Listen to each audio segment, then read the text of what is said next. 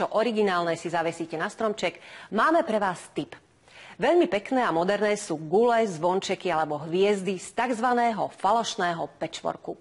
Túto techniku na rozdiel od šitého patchworku zvládnete bez ihly a nite.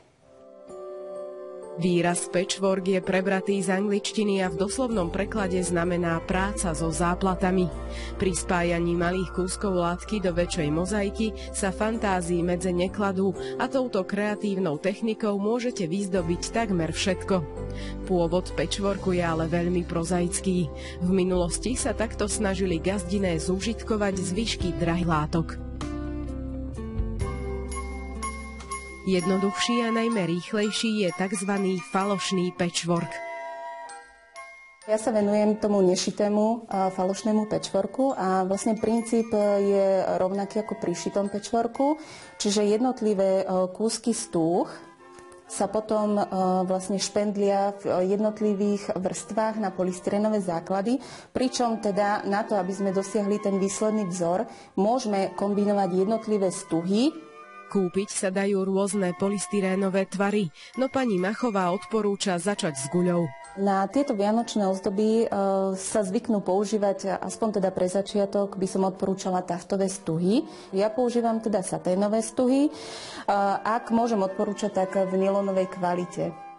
Podstata je v tom, že stuha sa striha na 5-5,5 cm na dĺžku, tak aby nám vznikol pekný trojuholníček.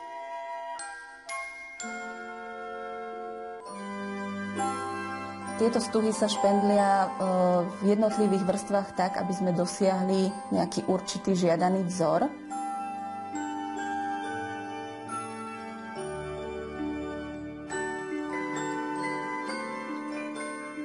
Jedna vianočná guľa je hotová asi za 6 hodín.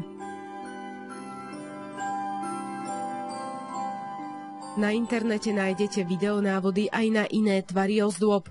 S ich výrobou ale treba začať čo najskôr, ak si ich chcete zavesiť na vianočný stromček. Pri tomto, a ako aj pri každej ručnej práci, je lepšie raz chytiť a skúsiť, ako 100-krát vidieť, počuť a čítať.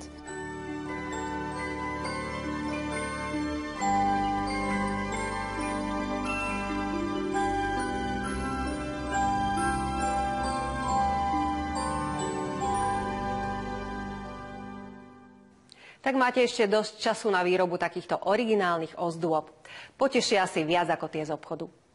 Želám vám ešte príjemnú a pohodovú adventnú nedeľu a pozrite si nás aj o týždeň. Dovidenia.